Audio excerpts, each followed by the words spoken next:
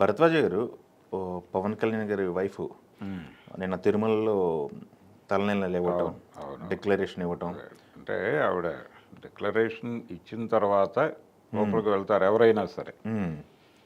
అంటే ఎవరైనా అంటే పర్టికులర్గా నాన్ హిందూ నుంచి ఎవరు వెళ్ళినా కానీ ఒక డిక్లరేషన్ ఇచ్చేసి లోపలికి వెళ్ళి దర్శనం చేసుకోవచ్చు.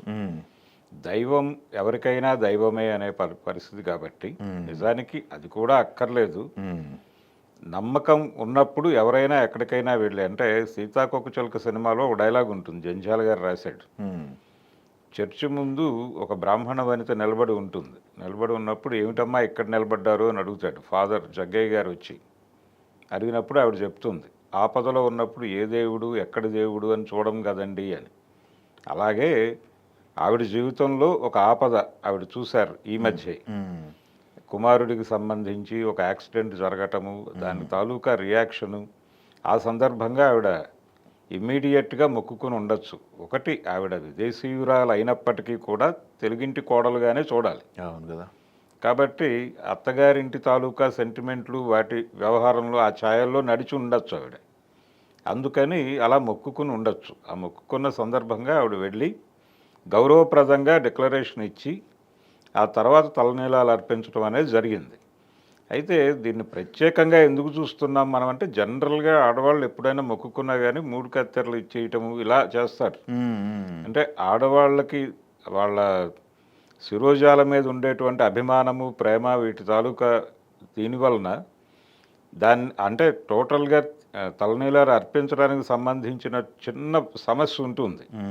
కానీ ఇక్కడ ఉన్నటువంటి భక్తి కావచ్చు, లేదు ఆ సమస్య నుంచి బయటపడ్డాం మనం అనేటువంటి గ్రాటిట్యూడ్ కావచ్చు, దాని నుంచి ఆవిడ ఎమోషనల్గా వెళ్ళి తలనీలాలు అర్పించడం అనేది జనాలు ఇప్పుడు కొత్తగా మాట్లాడుకుంటున్నారు, కానీ చాలామంది చేస్తారు.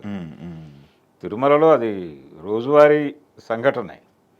అనేక మంది కనిపిస్తారు మనకు అక్కడికి వెళ్తే. అంటే జనరల్గా తక్కువ మంది, అంటే పూర్తి నమ్మకంతో వెళ్ళిన తర్వాత, ఒకసారి నమ్మకంతో వెళ్ళిన తర్వాత అక్కడ ఈ స్థాయి నమ్మకము ఇంకో స్థాయి నమ్మకం అనేది ఉండదు. ఉంటే నమ్మకంతో లోపలికి వెళ్తారు, లేదంటే నమ్మకం లేకపోతే అసలు ఆ ఏరియానే టచ్ చేయరు. ఆవిడ వెళ్ళి అంత డెడికేటెడ్గా తలనీలాలు అర్పించారంటే ఆవిడ నమ్మింది. అలాగే ఆవిడ మొక్కుకున్న తర్వాత తన కుమారుడు క్షేమంగా ఉన్నాడు అనేటువంటి వార్త తెలియటం, దాంతో డెఫినెట్గా మనం వెళ్ళాలి, అది మొక్కు తీర్చుకోవాలి అనేటువంటి ఒక డెడికేషన్తో వెళ్ళింది ఆవిడ. అదే కాబట్టి అది అప్రిషియేట్ చేయాల్సిందే. నిజానికి ఆయన కుమార్తెలు కూడా మొన్న లాస్ట్ టైం వెళ్ళారు అక్కడికి. అవును. ఏది అప్పుడు ఈయన దీక్షలో ఉన్నాడు అక్కడ తిరుమలలో. అవును. ఆ దీక్షలో ఉన్నప్పుడు ఆవిడ వెళ్ళి, ఈ పిల్లలు వెళ్ళి వాళ్ళు కూడా డిక్లరేషన్ ఇచ్చే వెళ్ళారు లోపలికి. అందుకని ఒక భక్తిపూర్వకంగానే చూడాలి దాన్ని, ఈ మొత్తం వ్యవహారాన్ని. అదే నిన్నటి నుంచి అదే సోషల్ మీడియాలో వీడియోలు ఫోటోలు అన్నీ కూడా సర్క్యులేట్ అవుతున్నాయి కదా. అవును. ఎక్కువ డిస్కషన్ అవుతుంది, అది డిస్కషన్గా నడుస్తాం. ఆవిడ విదేశీ ధర్మము ఇవన్నీ కాదు, కానీ ఆవిడ తెలుగింటి కోడలు అనేదే కాంటెక్స్ట్ అక్కడ. ఎస్. ఓకే. తెలుగింటి కోడలు, తెలుగువారి దైవము, వారి మధ్య ఉన్నటువంటి అనుబంధంగా మాత్రమే చూడాలి. ఓకే.